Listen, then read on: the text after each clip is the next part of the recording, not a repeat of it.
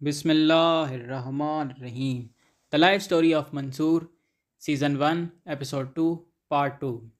अस्सलाम वालेकुम। मास्टर श्यांग ली की इजाज़त से मैं इनके कैंप में हर रोज़ जाता, जहाँ वो मुझे ट्रेनिंग देते थे। एक दिन मुझे कहने लगे, तुम्हारे पास बंदूक भी है, कारतूस भी है, मगर चलाने का पता नहीं है। तुम्हारा जिस्म मजबूत है, किक्स पंचेस अच्छे कर लेते हो, मगर तुम्हारे पास टेक्निक नहीं है। इसके बाद उन्होंने खड़े खड़े अपनी दाईं टांग उठाई और साइड किक की, और इसी तरह एक ही टांग पर खड़े स्पीड के साथ 50 किक्स की, जबकि मैं बामुश्किल 5 किक्स कर सकता था। उन्होंने कहा कि तुम्हें पहले मजीद मजबूत होने की ज़रूरत है। वो मुझे कैंप के करीब मौजूद पहाड़ पर दौड़कर चढ़ने उतरने की प्रैक्टिस करवाते। शुरू शुरू में खाली दौड़ता था मैं। बाद में वो मुझे एक बैग दे देते थे जिसमें वज़न होता था, और आहिस्ता आहिस्ता वज़न बढ़ाना शुरू कर दिया।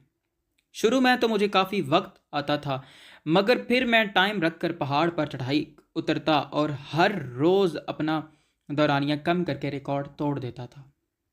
मास्टर श्यांग एक दरख्त के साथ मुझे उल्टा लटका देते और नीचे से ऊपर पाँव को हाथ लगवाया करते थे।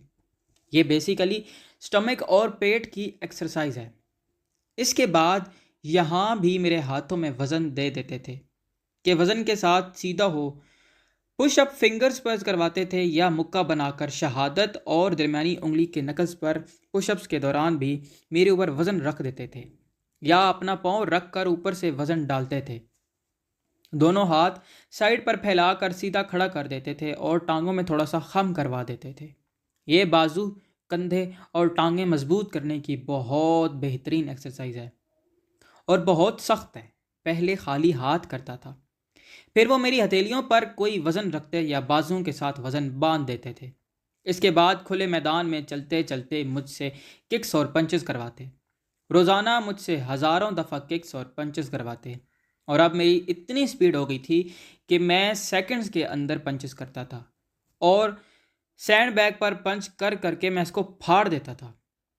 मास्टर श्यांग मुझे कहने लगे, अब तुम साथ साथ योगा की एक्सरसाइज भी किया करो और अपने अंदर की ताकत को जगाने के लिए मेडिटेशन किया करो। तुम्हारे पास गॉड गिफ्टेड पावर है। आंखों में इसकी रियाजत करके इसको जगाओ। इससे तुम किसी को भी हिप्नोटाइज कर सकते हो। इसके लिए शुरू में तुम पॉइंट मेडिटेशन किया करो। वो शुमाली दीवार पर एक जगह सफ़ेद कागज़ चिपका देते थे और इस पर चने के दाने के बराबर निशान लगा देते थे। मैं ज़मीन पर कमल आसन में बैठ जाता और कमर और गर्दन सीधी होती थी। रुख शुमाल जानिब होता था, और इन रियाजात में शुमाल की तरफ मुंह इसलिए करवाया जाता है क्योंकि शुमाल से जनूब ऐसी मैग्नेटिक लहरें बहती हैं जिनके साथ दिमाग का कनेक्शन बनाना होता है, और ये लहरें हिप्नोटिज्म और टेलीपैथी के लिए बहुत फ़ायदेमंद होती हैं।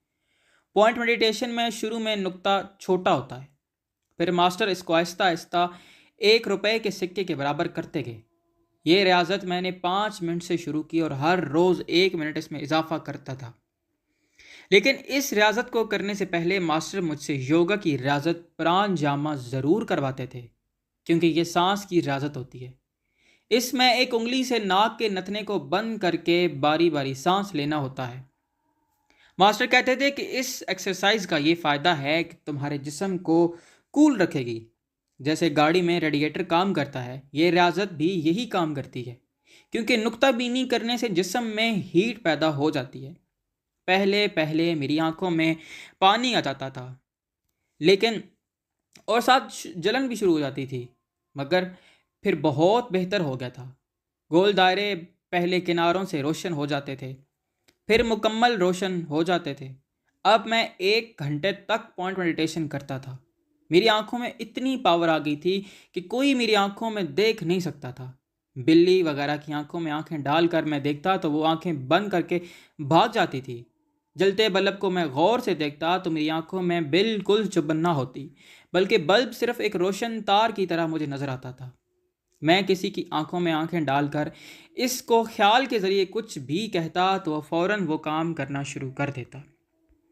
मोहतरम नाजरीन व सामीन, इस किस्त को यहीं ख़त्म करते हैं। तब तक के लिए बहुत शुक्रिया। अल्लाह हाफिज़। इस कहानी का बकिया हिस्सा अगली आने वाली साथ में पेश किया जाएगा। और आखिर में मैं शुक्रिया अदा करूँगा सैयद अब्बास हमदानी का, जिन्होंने इतनी प्यारी स्टोरी लिखी। अल्लाह हाफ़िज़।